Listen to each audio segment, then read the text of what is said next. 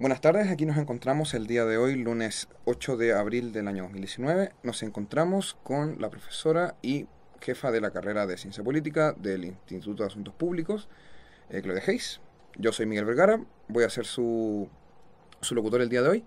Y venimos el día de hoy a hablar acerca de las circunstancias y elementos que están alrededor del surgimiento y la manifestación del día de hoy de las tendencias ultraderechistas o derechamente del fascismo, en una especie de contexto general a lo largo de la historia y en cómo éste se ha ido manifestando a lo largo de nuestro continente, tanto en el pasado como en el presente, haciendo un enfoque particular en cómo esto afecta en Chile y cómo desde nuestro rol de universidad nos corresponde responder a esto, tanto como futuros profesionales, como académicas, como personas naturales. Profesora, o Claudia. Como prefiera, Claudia está bien. Perfecto. Claudia, ¿alguna palabra con la que querrías introducir a esta discusión? Bueno, primero quiero darte muchas gracias a ti, Miguel, y muchas gracias a Frecuencia Inapina por esta invitación. Es primera vez que yo estoy en este espacio, creo que es muy importante para la comunicación con la escuela y creo que este es un tema muy relevante en la contingencia hoy día y que es importante que lo conversemos, que lo discutamos y que ojalá esta no sea la última vez que hablemos de este tema. Así más en lo sustantivo. Quizá decir que el debate sobre lo que está ocurriendo hoy día con el surgimiento de grupos de extrema derecha, neofascistas, ha vuelto a traer la discusión sobre los límites de la tolerancia o los límites del liberalismo o el tema de la demanda de tolerancia que hacen los intolerantes, ¿no? Las ideologías que se muestran como intolerantes pero que piden tolerancia. Y eso tiene que ver con lo que Karl Popper llamaba la sociedad abierta y sus enemigos. Popper escribió en el año 45 este muy influyente libro que se llamaba La sociedad abierta y sus enemigos y que fue bastante criticado después. Incluso algunos decían que era la sociedad abierta por uno de sus enemigos, o sea, como que él mismo era enemigo de la sociedad abierta, porque Popper efectivamente hablaba desde el modelo liberal en el año 45 y como una reacción al nazismo. Popper era de una familia judía, tuvo que emigrar a Nueva Zelanda huyendo del nazismo y entonces su reflexión sobre el problema de la tolerancia y la intolerancia o los grupos intolerantes tenía que ver con una reacción al nazismo. Pero mucho después, ya en los años 90, en el año 92, en particular Charles Taylor, que es un autor canadiense del pensamiento político, escribió un libro o un ensayo que se llamaba, donde planteó el tema de la política del reconocimiento. Se llamaba La política del reconocimiento. Y a partir de ese ensayo del año 92 de Charles Taylor, se planteó como insuficiente la idea de los principios liberales de tolerancia y de pluralismo y la necesidad del reconocimiento de las identidades particulares de los distintos grupos.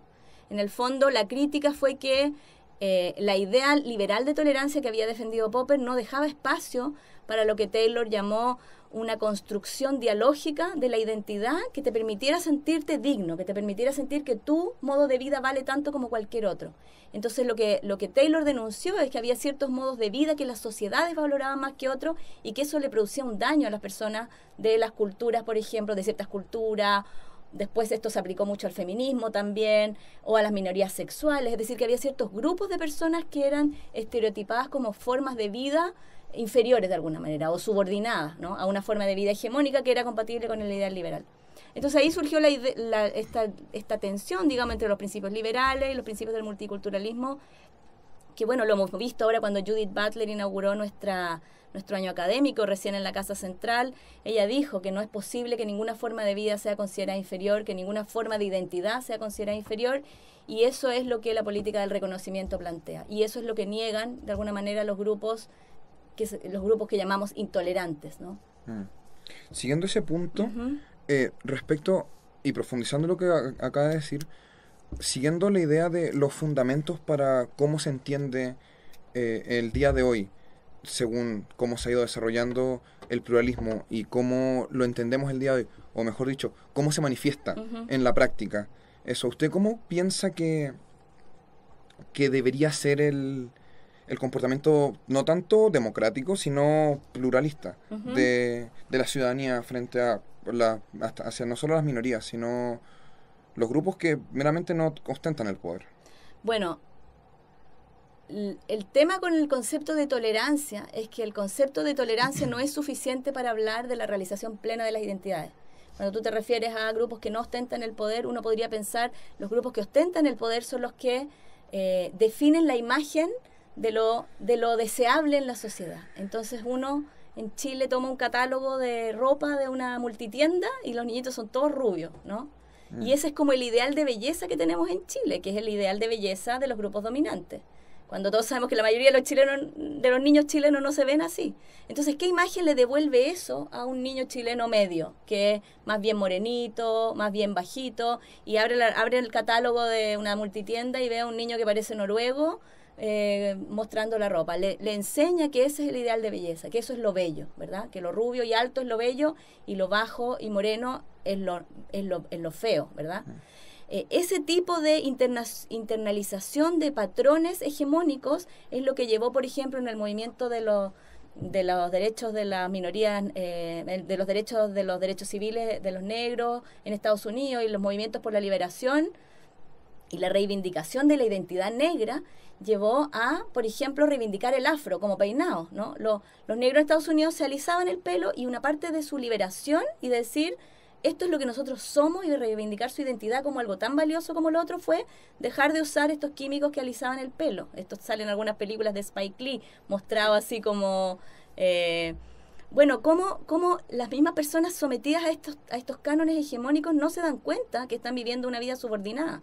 Lo mismo con las mujeres, cosas que se consideran femeninas y que las mujeres tienen que reprimir porque son consideradas femeninas, que generalmente se asocian a lo afectivo, a lo emocional, pero también los hombres tienen que reprimir esa dimensión de ellos mismos para poder amoldarse al canon de masculinidad. Todo ese tipo de patrones sociales hace que algunas cosas se consideren como más correctas o mejores que otras y sean más valoradas por la sociedad, por ejemplo, para el desarrollo profesional, por ejemplo, para tener altos ingresos. Ahora, el concepto de tolerancia es un concepto que tiene una cosa negativa. Uno podría aceptar la tolerancia por un tiempo mientras la sociedad se acostumbra a valorar eso que es distinto.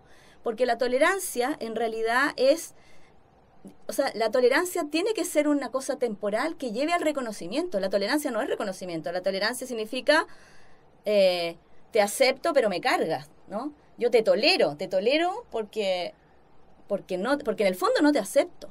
Entonces, pasar de la tolerancia a el reconocimiento significa superar ese rechazo al otro.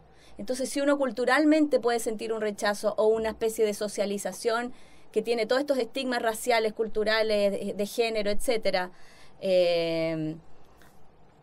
eso no puede ser entendido. O sea, yo creo que lo importante es entender que el ideal no es tolerar esas diferencias, sino porque la tolerancia es un insulto. Si yo te digo yo te tolero a ti judío, yo te tolero a ti negro, te estoy insultando, te estoy diciendo te tolero en tu inferioridad. Pero el verdadero reconocimiento es lo que lleva a una sociedad plural, a una sociedad pluralista que valora la diversidad. Y eso es lo que los grupos intolerantes no aceptan. Cuando un grupo dice la homosexualidad es una forma inferior y irreprensible de vida, o las mujeres deben cumplir ciertos cánones en el trabajo, en la relación familiar, que obedezcan a las relaciones de género patriarcales que ha definido la sociedad. Cuando un grupo dice eso, está negando ese reconocimiento. Y es por eso que la sociedad abierta, decía Karl Popper, y ahí quiero reivindicar lo que decía Popper, a pesar de todas estas críticas que mencionaba antes. Popper dice la sociedad plural, o la sociedad tolerante, decía él, debe protegerse del intolerante, no debe aceptar las amenazas a las formas de vida distintas, o los discursos totalizantes que tratan de imponer una sola manera de ver la realidad. Claro, también de esta misma forma como se ve la tolerancia, también podemos seguir viendo e incluso ir más allá en lo que es la inclusión o principios como la equidad, que están fuera de la escala propia de lo que es la tolerancia, pero que sientan las bases fundamentales para poder llegar a ese estado. La Universidad de Chile trabaja profundamente en esto y está en un constante proceso de actualización y de remodelación interna, tanto en sus carreras como en los mismos valores que se intenta impartir tanto en los perfiles de egreso como en las mallas, que fomenten este principio, que a pesar de estar restringido por limitaciones ya sea de infraestructura o presupuestaria, existen y se presentan constantemente en su actuar. Por ejemplo, usted misma dijo, con la visita de Judith Butler el jueves pasado, para el inicio de año académico, ella misma dijo que como universidad pública tiene que existir un deber de proteger estos valores por los que se ha luchado y asegurar la existencia de estas identidades. Bueno, la ciencia política está muy empeñada hoy día, o sea, está muy preocupada de lo que está ocurriendo en el mundo con discursos intolerantes que han surgido en Europa del Este, en el propio Estados Unidos, en América Latina tenemos a Bolsonaro con discursos bastante fuertes de odio realmente. En Europa del Este ha ocurrido, parece que se hubiera cumplido la profecía de Samuel Huntington de que después de la tercera ola de la democratización iba a venir una tercera contraola. Y parece que estuviéramos en una contraola, en un retroceso de las democracias. Lo que hemos visto proliferar son sistemas que concentran fuertemente el poder en la izquierda y en la derecha, no solo en los extremismos de derecha, también en gobiernos de izquierda que, junto con enarbolar ciertas banderas ideológicas, tienden a concentrar más el poder y a reducir los frenos y contrapesos institucionales. Y eso viene acompañado en muchos casos de estos discursos de odio, o sea, se producen concentraciones del poder, se produce un descrédito de las instituciones y al mismo tiempo se produce una especie de chivo expiatorio en algún grupo que es culpado de todos los malos de la sociedad. ¿Quiénes son esos grupos? Las minorías sexuales, los inmigrantes, grupos religiosos, los musulmanes, los judíos, ¿no? Entonces, a veces se entiende como que cuando alguien dice algo, los musulmanes tienen la culpa del desempleo en Europa, parece como que la opción pluralista fuera darle voz a todas las opiniones, ¿no? Dejar que alguien que opine eso, que los grupos neofascistas vengan y opinen eso, y poner a otras personas también a opinar. Pero hay algo que va mucho más allá de eso, que es ver la realidad. O sea, lo que yo creo que está retrocediendo con el tema de la posverdad y también del manejo, de la manipulación de la información a través de las redes sociales, es que si alguien dice está lloviendo y otro dice no está lloviendo, lo correcto que debe hacer un periodista que quiere ser imparcial no es invitar a uno que diga que está lloviendo y uno que diga que no está lloviendo y darle voz a ambos, es abrir la ventana y ver si está lloviendo, ¿no? Y entonces yo creo que se ha perdido bastante de la ecuación la necesidad de usar la razón, de usar la evidencia empírica, de sustentar, por ejemplo, las propuestas de política pública con datos, con estudios científicos. Y yo creo que eso muchas veces es deslegitimado cuando una ministra dice es que a mí no me importan los estudios sobre educación, a mí me importa lo que me dicen las familias. Está desestimando los datos que deben sustentar una política pública. Y yo creo que muchos de estos discursos extremos, digamos, e intolerantes se nutren de una especie de sobreideologización para rechazar la razón, para rechazar la evidencia y la verdad y los hechos y argumentos. Entonces, lo que una sociedad abierta no puede tolerar es que los argumentos, los hechos, las razones no importen y que se pueda decir cualquier cosa. Yo creo que eso es un error. Yo creo que eso es una mala forma de entender el pluralismo.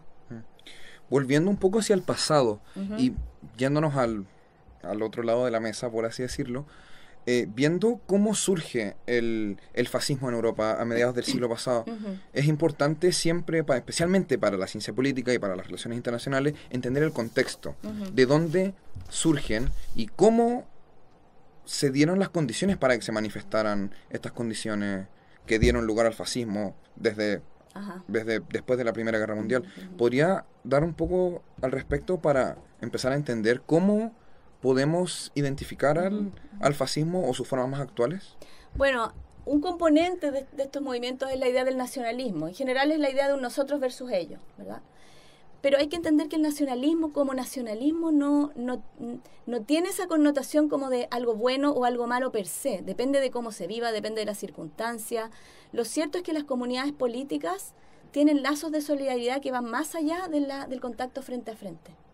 Clifford Geertz, que es un famoso, no Clifford Geertz, otro autor, que se me olvidó el nombre, Ernst Gellner, denunciaba la construcción nacional de los nacionalismos como invenciones. Decía, las naciones son una invención. Y claro, uno puede decir, ¿a partir de dónde somos chilenos los chilenos? O sea, esto era un terreno que no tenía una frontera rígida y de pronto surge un Estado que empieza a concentrar la soberanía y construye una nacionalidad. Eso ocurrió en la construcción del Estado europeo después de la Paz de Westfalia, en el Renacimiento, digamos, en el siglo XVII.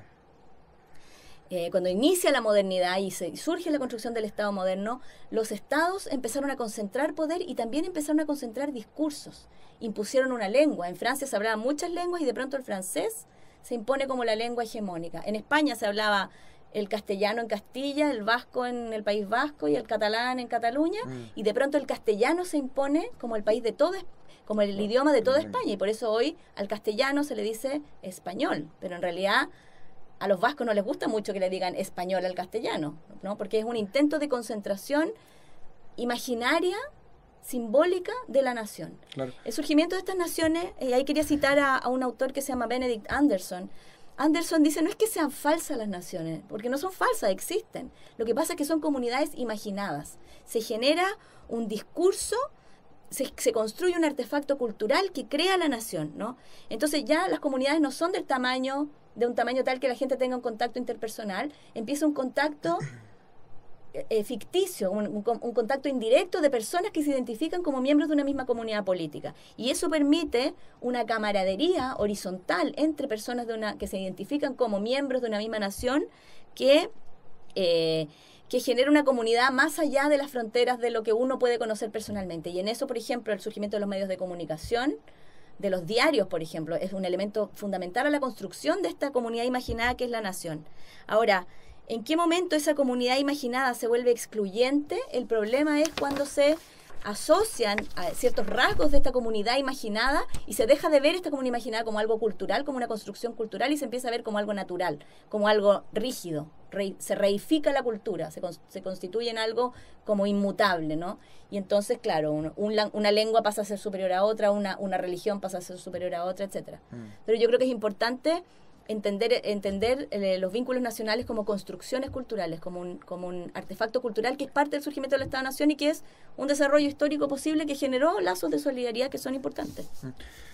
A pesar de eso, ¿no se podría aducir que durante el siglo XVII existieran los fascismos dentro de las monarquías? El fascismo es explícitamente un fenómeno del siglo XX. Claro.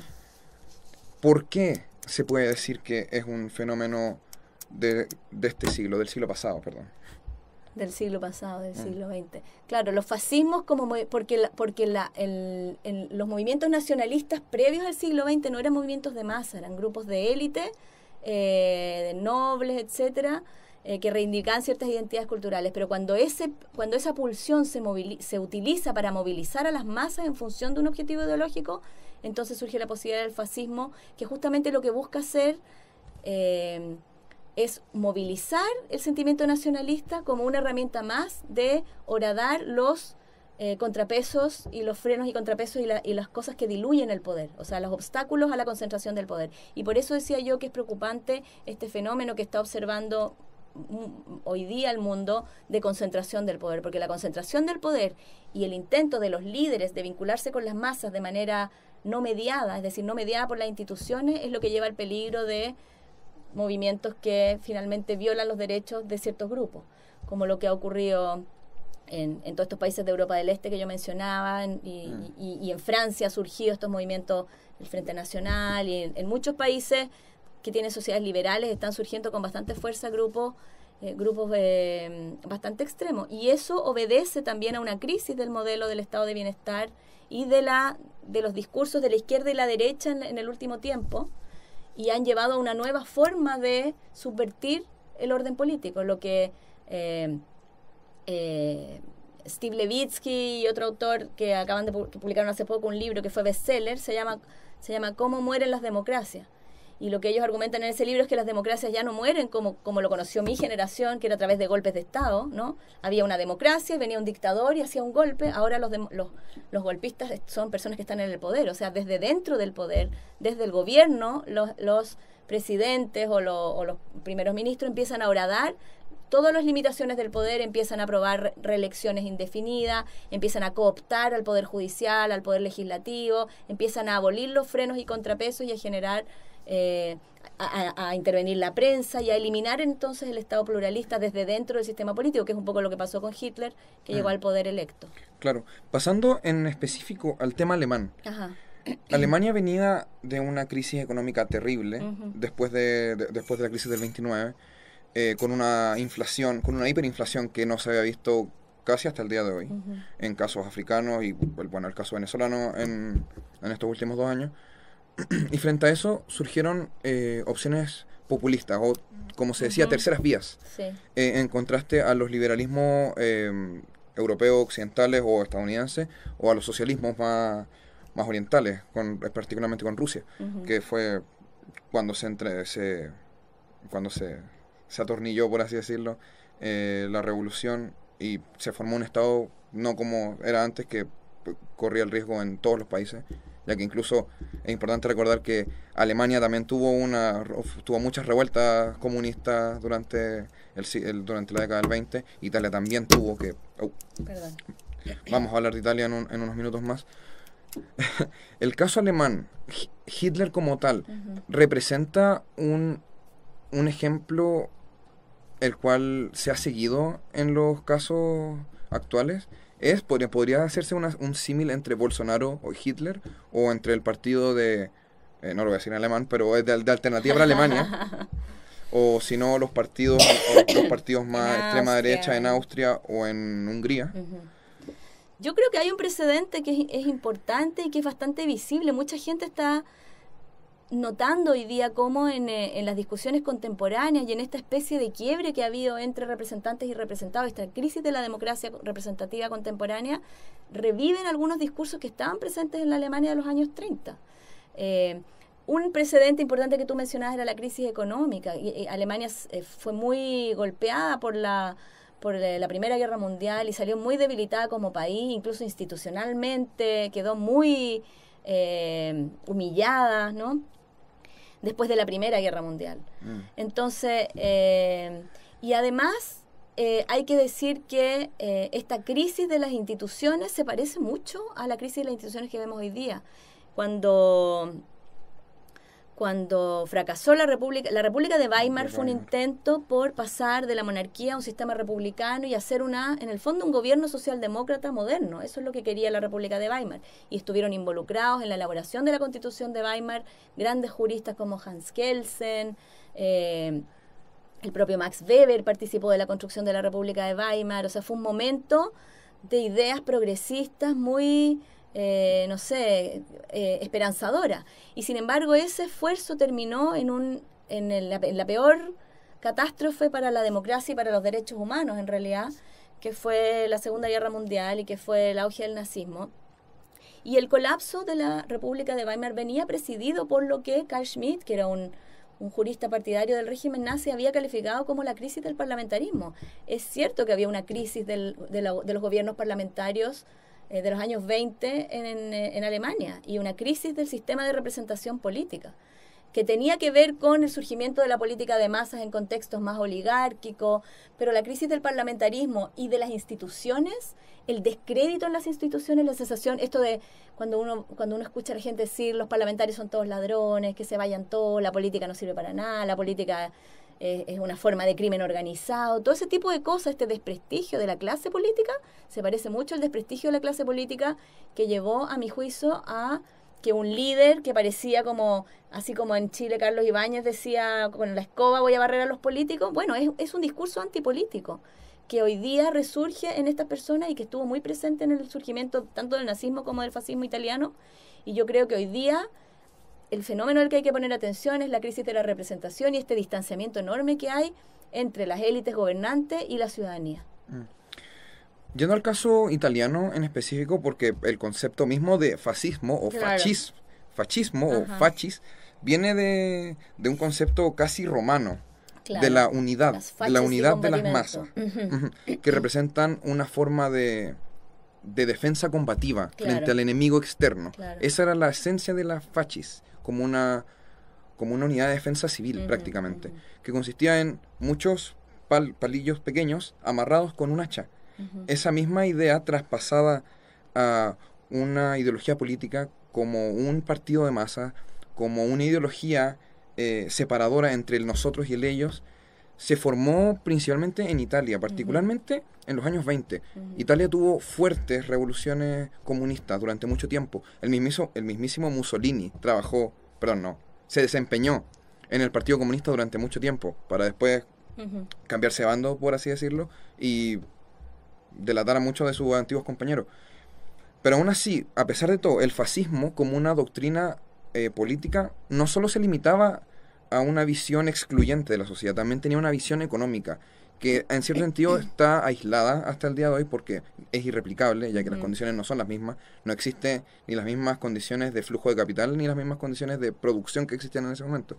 Por lo tanto, esas cosas están obsoletas y como tal se desasocian.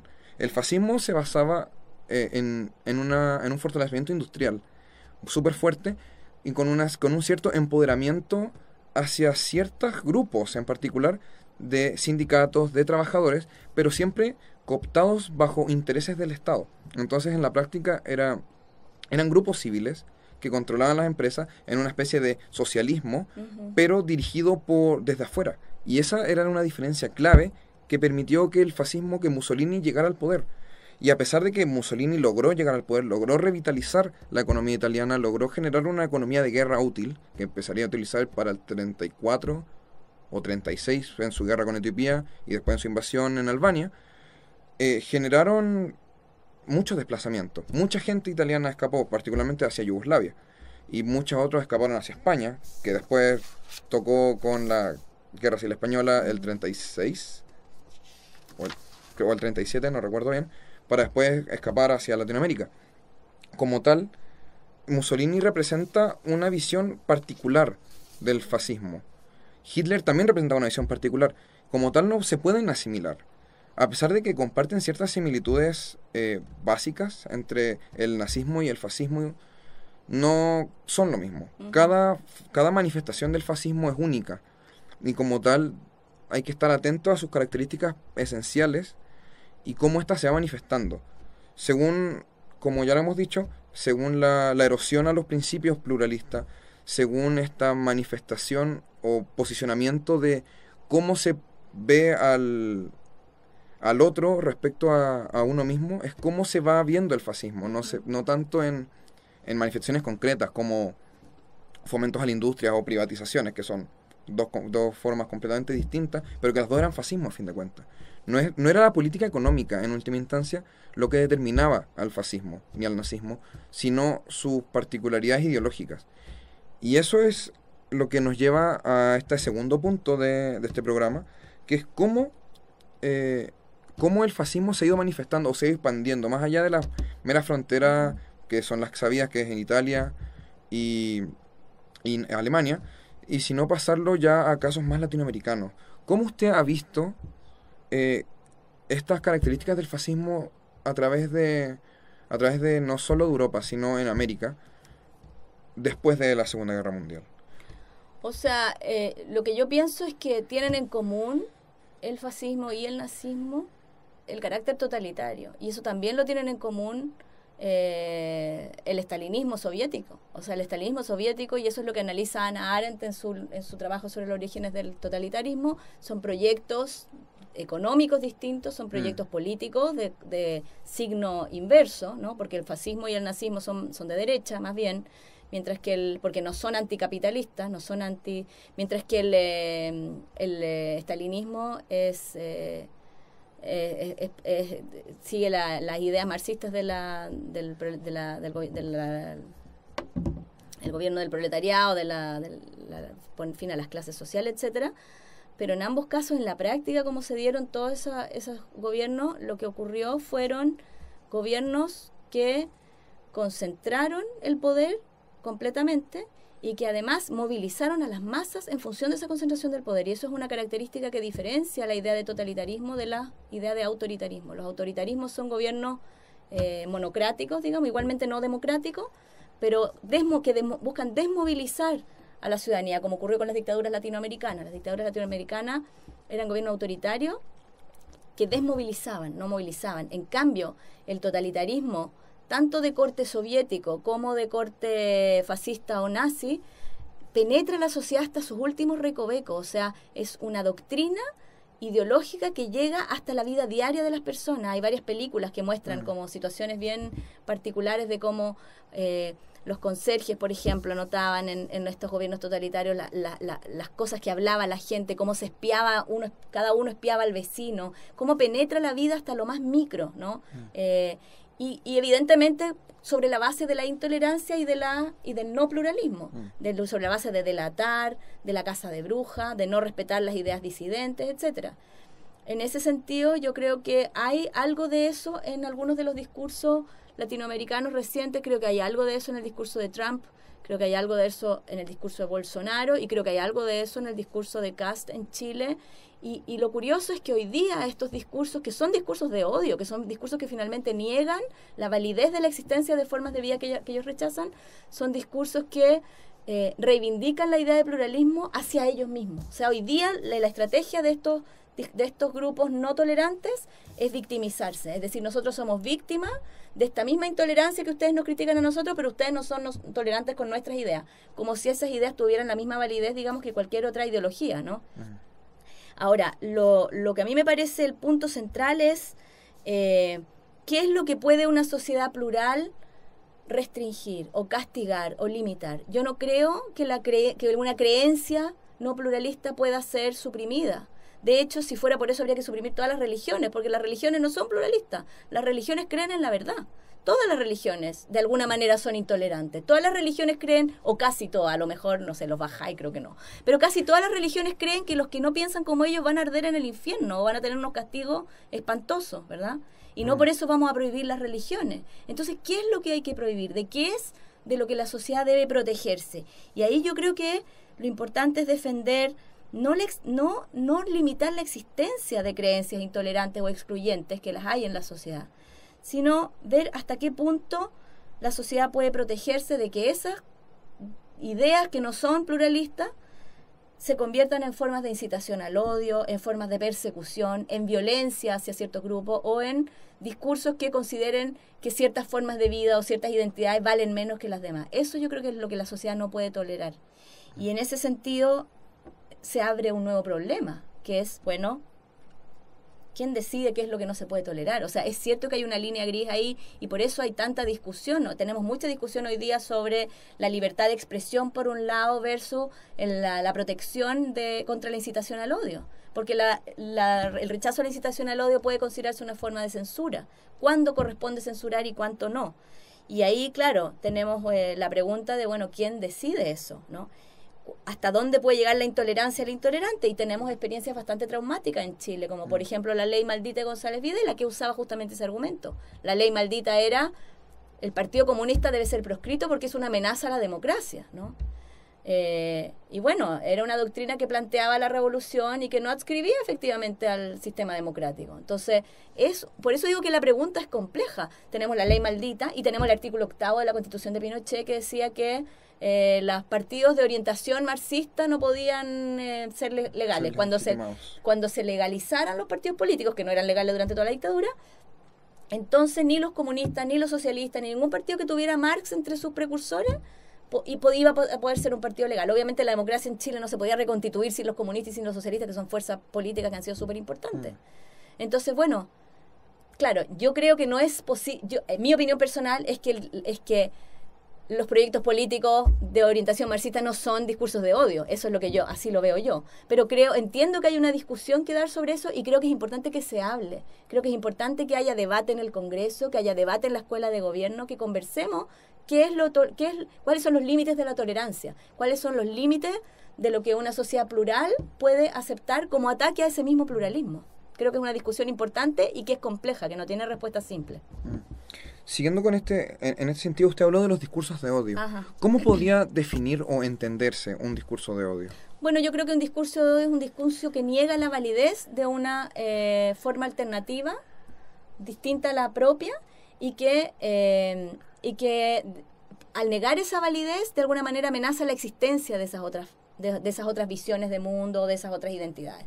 O sea, si yo digo que tal categoría de personas no tiene derecho a existir o es una amenaza a la existencia de este país, creo que eso constituye un discurso de odio y que no debe ser aceptado, porque en el fondo, de alguna manera, es un llamado a exterminar o a extirpar ese grupo, ya sea llevando a los homosexuales al psicólogo para que vuelvan a ser heterosexuales, ya sea poniendo a la mujer en su lugar, ¿no? Y que las mujeres son las que tienen que cuidar a los hijos, o etcétera, ya sea suprimiendo determinadas visiones políticas, ¿no? O suprimiendo, hay muchos discursos xenófobos en los discursos intolerantes y de odio. Por ejemplo, yo creo que detrás de toda la política migratoria que ha tenido el gobierno hay algo de esos discursos xenófobos, de decir, cuando se dice el SIDA ha aumentado en Chile porque han llegado inmigrantes con SIDA, o los inmigrantes son causantes del desempleo, o los inmigrantes son causantes de la criminalidad, sin ninguna evidencia, yo creo que eso constituye incitación al odio hacia los inmigrantes sin mostrar los datos, porque hay datos que contradicen esa idea. O sea, los inmigrantes llegan a los países donde hay empleo a suplir una mano de obra que se necesita. La cantidad de inmigrantes, cuando se ven las tasas de criminalidad de los inmigrantes, bueno, el servicio jesuita migrante tiene información, ha mostrado datos sobre eso, cómo es totalmente falso que los inmigrantes cometan más crímenes que los chilenos, al contrario. Los inmigrantes la tasa de crímenes cometidos por inmigrantes es mucho más baja que la cometida por nacionales, en términos de homicidio y cosas de ese tipo. También es un poco descarado ver eso teniendo los índices lamentables de criminalidad en el extranjero de chilenos. Bueno, los suecos tendrían toda la razón para estigmatizar esas bandas de carteristas chilenos en Suecia. Sí, hasta donde estamos ahora, teniendo la idea de discurso de odio establecido, podemos hacer un paralelo a lo que hablamos al principio, de los puntos de vista antipluralistas. ¿Los discursos de vista antipluralistas efectivamente son discursos de odio?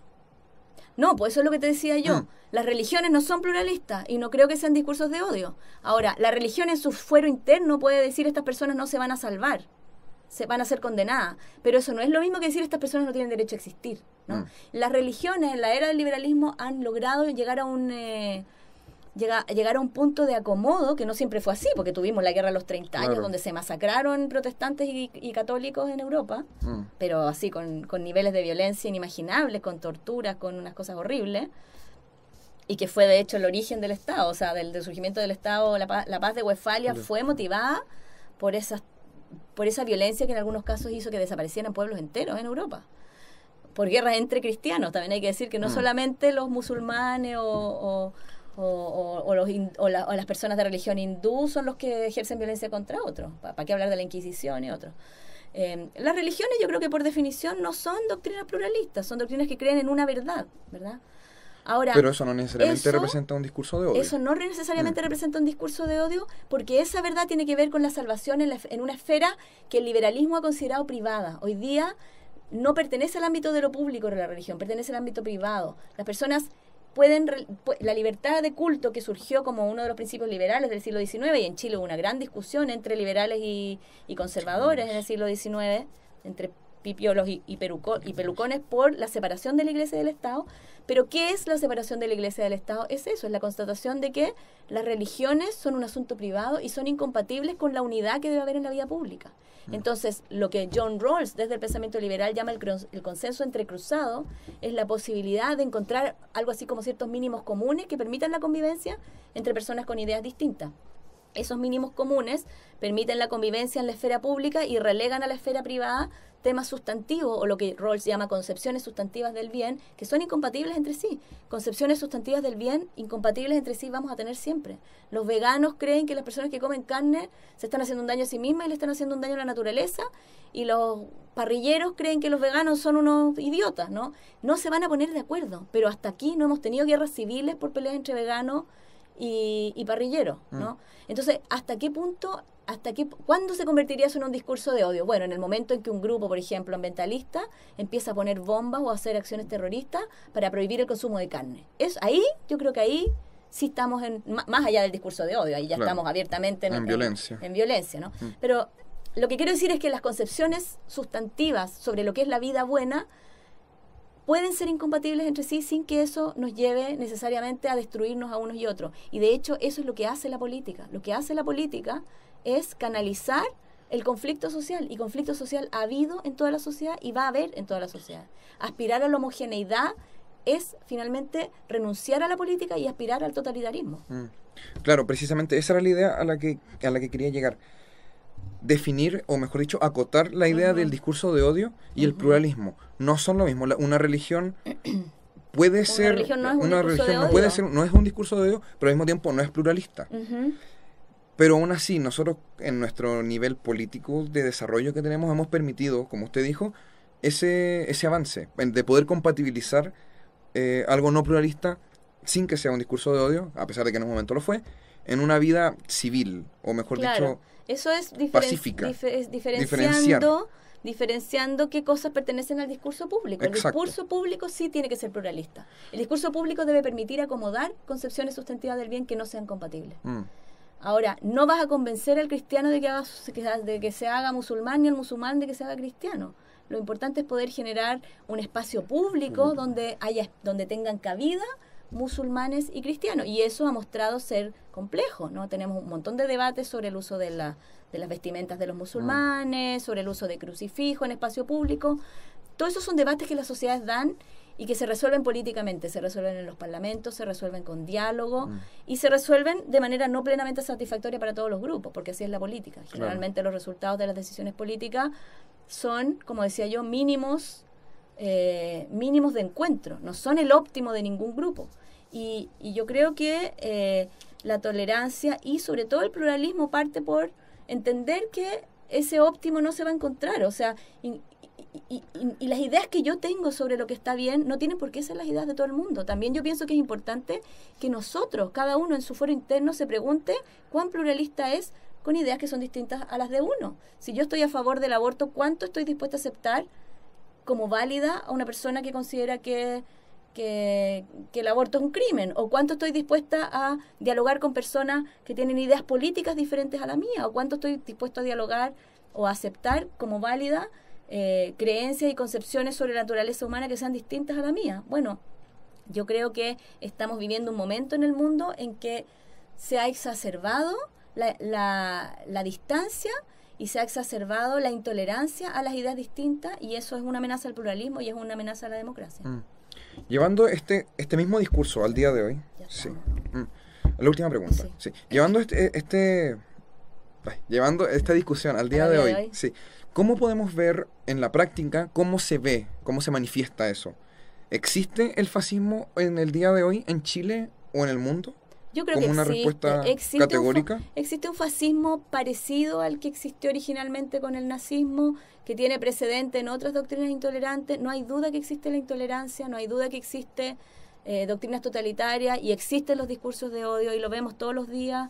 Se cometen crímenes horribles en Chile y en otras partes contra personas por ser quienes son y por reivindicar su derecho al espacio público. Si en el fondo los crímenes de odio se han agudizado en algunas situaciones, porque también se ha agudizado la noción de los derechos a la identidad, la importancia de que mi identidad tenga cabida en el espacio público, porque lo que había ocurrido hasta ahora era que ciertas identidades se mantenían como escondidas porque eran consideradas subordinadas.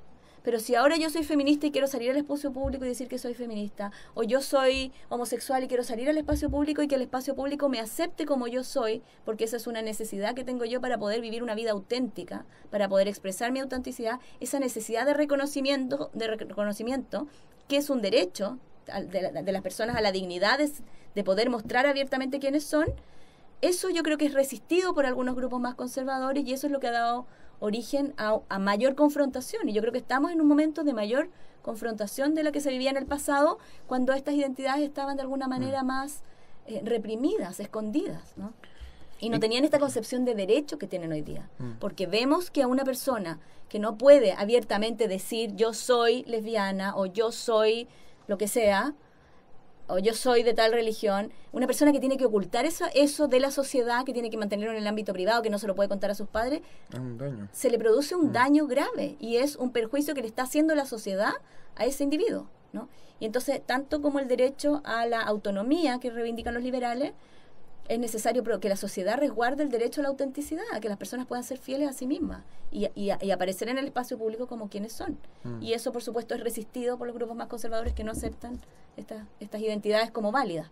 Y para ya ir cerrando, ¿usted qué podría decir como un mensaje a quien sea que nos vea o nos escuche para poder practicar o para poder esto en práctica o para poder notar esto y poder actuar al respecto? ¿Alguna recomendación para ellos y ellas? Yo creo que es súper importante no pontificar y no pensar que uno está en lo correcto y que los demás están equivocados. O sea, yo le pediría a todas las personas que están escuchando algo de humildad para ver si nosotros practicamos esa tolerancia y ese pluralismo que muchas veces predicamos. O sea, hay muchas personas que se dicen muy tolerantes, pero que no hablan con alguien de otra ideología política, que no están dispuestos. Y yo creo que es súper importante mantener el diálogo, basarse en razones y tener un comportamiento civil en un ámbito como es la universidad. La universidad es un ámbito pluralista donde no debiera nadie estar excluido por tener las ideas que tenga. Yo creo que es importante que cada uno se pregunte, por ejemplo, las profesoras ahora con todo el movimiento feminista, nos hemos hecho mucho más conscientes de las propias prácticas machistas que tenemos interiorizadas y de las que no nos damos cuenta. Muchas creíamos que éramos muy feministas y de repente empezamos a ver nuestros programas de curso y nos damos cuenta que tenemos casi puros autores hombres, que no abordamos el enfoque de género en algunos temas. Yo creo que el trabajo que puede hacer cada uno es un trabajo consigo mismo para tratar de visibilizar en qué medida uno puede estar siendo injusto con otra persona o estar excluyendo a priori sin estar abierto al diálogo. Yo creo que la apertura al diálogo y a escuchar razones es algo que nos haría muy bien como comunidad universitaria y como escuela de gobierno especialmente. Entonces sería una especie de ir creando el pluralismo de persona a persona. De abajo hacia arriba. Eso, muchas gracias. Muchas gracias por la invitación. Quedó mucho por hablar, ojalá haya otra oportunidad para hacerlo. Encantada cuando quieran. Igualmente, y espero que a todos nuestros amigos y amigas de Frecuencia Inapina, muchas gracias por escucharlo. Soy Miguel Vergara, estudiante de Administración Pública, egresado, y espero que hayan disfrutado este maravilloso programa.